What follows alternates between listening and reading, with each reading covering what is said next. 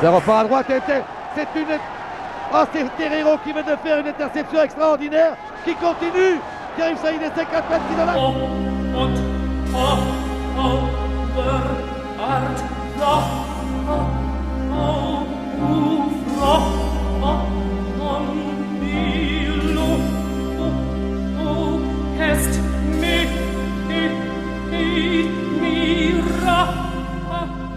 dans l'imagerie du rugby, c'est un des personnages qui a vraiment marqué son temps, parce que c'était un grand joueur, mais parce qu'il avait aussi cette espèce de personnalité comme ça qui faisait qu'il impressionnait tout le monde, quoi, il a marqué son temps comme peu de joueurs avant lui, d'abord comme joueur, ensuite comme entraîneur, et ensuite comme président, quoi. C'est quasiment presque 4 décennies de rugby qu'il emplit de sa présence. Mais moi je l'ai eu après comme entraîneur, et même si c'était quelquefois un peu conflictuel, c'était vraiment très intéressant, parce qu'il y avait un échange, il y avait un vrai échange, il avait ses idées, quelquefois un peu arrêtées, comme pas trop sûr de lui, donc un peu difficile à attaquer, mais c'était aussi intéressant de l'attaquer sur le jeu, de manière à faire évoluer sa pensée, donc sa façon de voir, et donc de faire évoluer l'équipe. C'était ça qui était intéressant. Toute la dimension d'André, leader de combat, leader charismatique, leader de comportement, qui amenait tout le monde dans des combats assez invraisemblables et qui arrivait à faire des performances. Ça a été pour moi une révélation de l'attitude, enfin, du joueur que ça a pu être. Et après, j'ai mieux compris aussi la dimension physique d'André qui était exceptionnelle pour son époque. Il avait 50 ans d'avance sur son temps. Andodé qui donne à Herrero. Herrero va marquer l'essai au pied des poteaux. Et c'est par un essai extraordinaire, un essai qui vous ferait pleurer. Et donc André était un joueur surpuissant et je ne dis pas méchant, mais très engagé, quoi, si vous voulez. Très engagé. Ouais.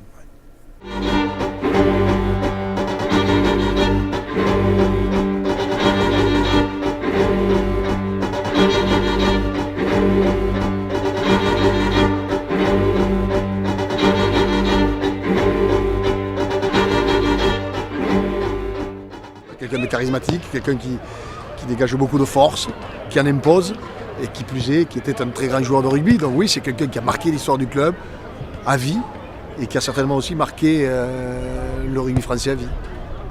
Et c'est là que le Rugby Club Corse, le club du quartier, ils m'ont dit viens jouer avec nous, on te fera jouer. Et j'ai directement débuté avec eux en promotion d'honneur, ce qui était maintenant, si tu veux, la 4e division, quoi. Et l'année d'après, vu que j'ai percé là assez rapidement et qu'on m'avait même sélectionné pour l'équipe de France junior, les dirigeants des juniors sont venus me contacter pour que j'aille, mes parents notamment, pour que j'aille jouer aux juniors de Toulon. Et c'est comme ça qu'à 16 ans, à 17 ans, je me suis retrouvé aux juniors de Toulon et que j'ai commencé ma carrière au Rugby Club Toulonnais à 17 ans. Il avait tout pour être un joueur de grand talent, et c'est ce que les événements ont montré, puisque pendant 17 ans, il a été au premier plan sur le plan toulonnais, sur le plan national et sur le plan international.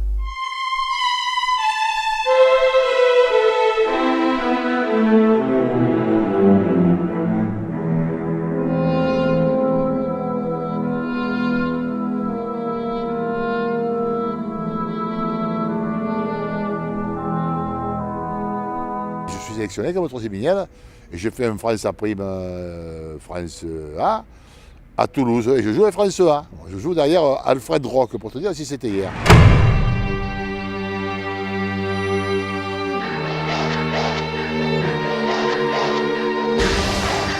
C'est à Carmaux que ça s'est passé, ça.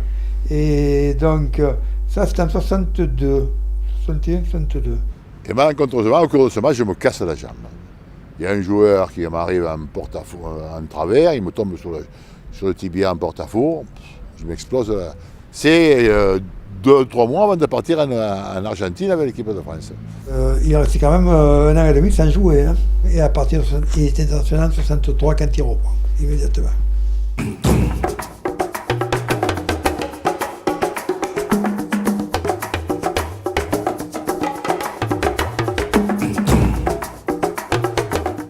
pourquoi on bat les Springboks?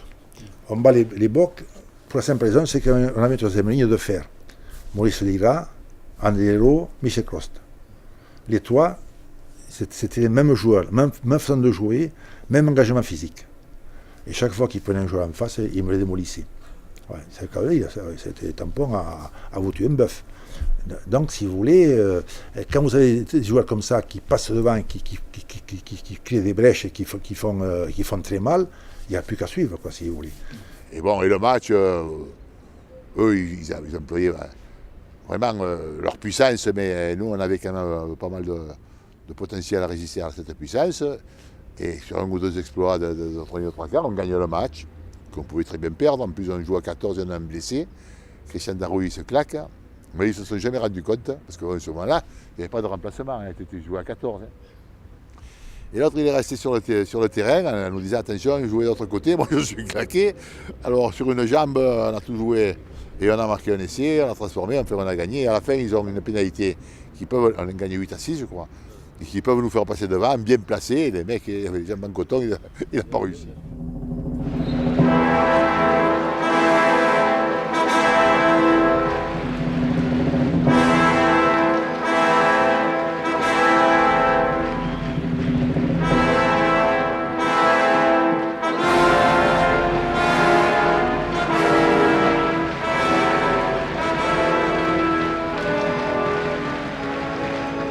Le plus bonheur de tout, c'est quand tu vas faire la finale, que tu pars et que tu prends le car et que tu vas au stade. Tu sais, quand tu rentres dans le match. Alors, tout le monde avait ses petites habitudes, tu sais. Là, je me mets là, on avait l'habitude de se mettre un avec lui, l'autre avec là. Et ce silence que tu as pendant... il y avait peut-être quelques mois, on en fera, parce que bon... Et tu as ce silence, tu es déjà dans le match, là. Tu sais ce que tu vas faire.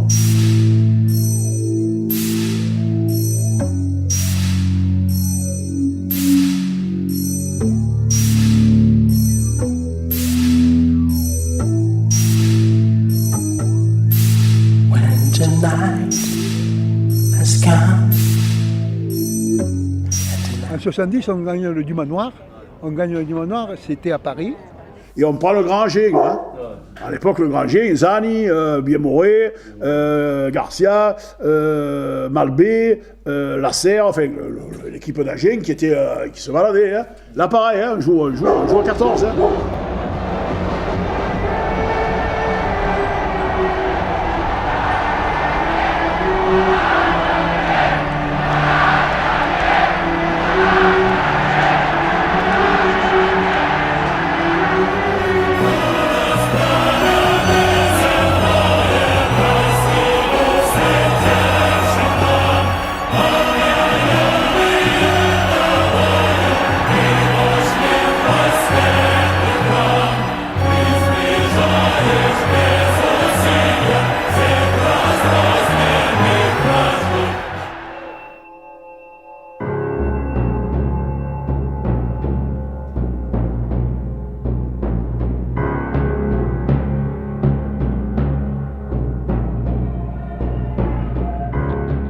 André Hérault, que vous voyez maintenant à l'antenne.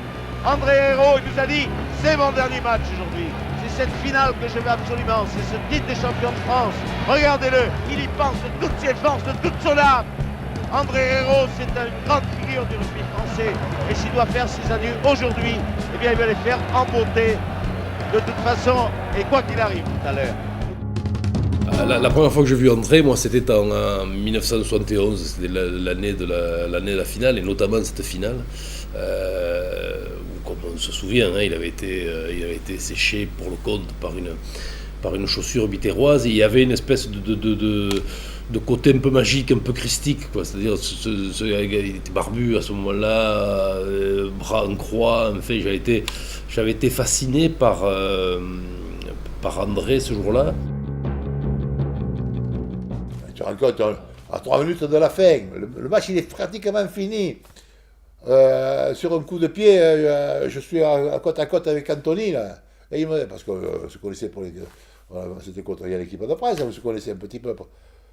Et il me dit, André, alors, t'es content, t'es champion de France, il me dit. Tu vois, il était dépité, lui, il dit, t'es content, t'es champion de France. Parce que moi, les mecs, mes joueurs, ils voulaient se battre, ils voulaient me venger. Je dis, non, il faut gagner là-bas. Ce qui est important, c'est de gagner là-bas. Une finale, après, on va avoir l'occasion de se rencontrer, quoi.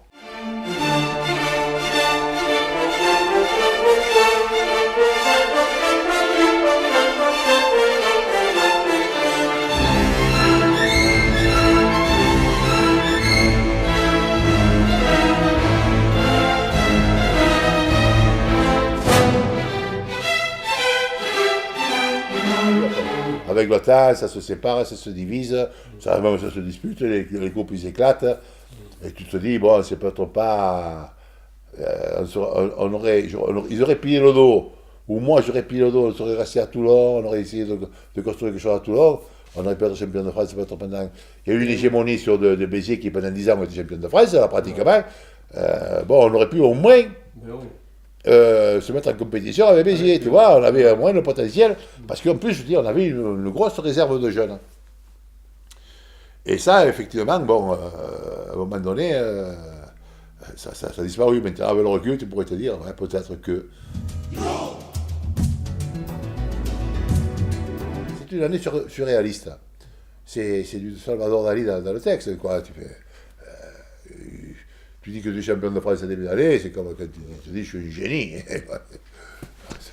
C'est impossible, tu as une équipe à reconstruire, je veux dire, on a un déficit pas possible dans le club, on est obligé de revoir beaucoup de choses. Enfin, il y a des joueurs qui partent, plein de joueurs qui partent, des joueurs qui te demandent plus d'argent que tu peux leur donner, qui vont faire un tour de France et qui te reviennent et qui te disent ben, après tout, on reste à Toulon, tu nous arranges un peu, tu vois. Enfin, ça devient, tu vois, et on part avec 4 juniors en équipe première, on part avec, et on ne gagne pas un match pendant 3 mois, on est à l'agonie, et puis petit à petit, mais ça commence à s'enchaîner, ça commence à...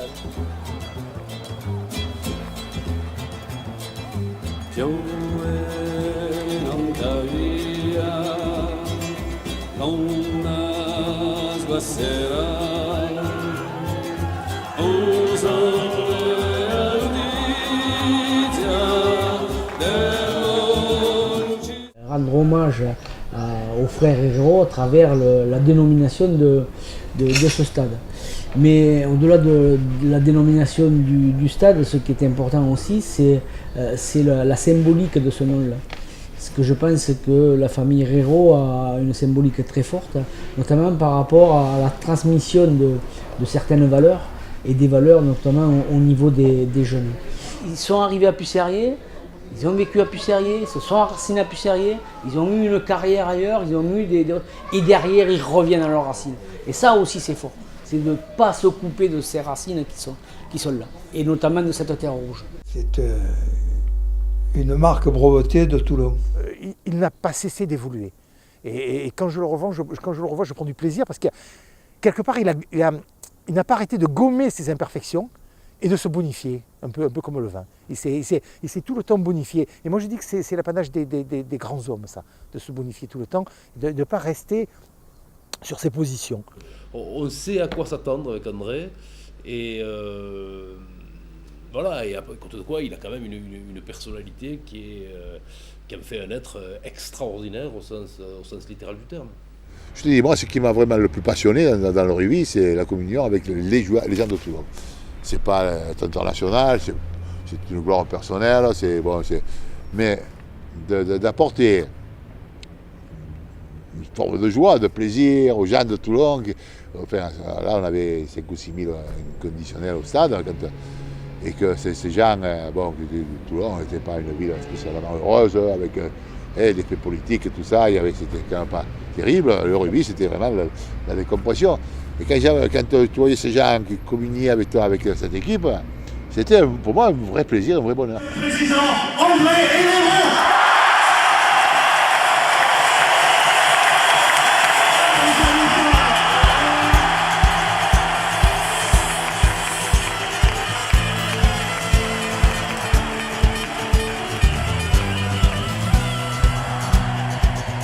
On a passé nos culottes sur nos cuisses bien graissées. On s'est fait masser les cordes, nos crampons sont bien vissés. pas de bourriette, on mettra tout notre cœur, on va les réduire en miettes et on sortira vainqueur. Notre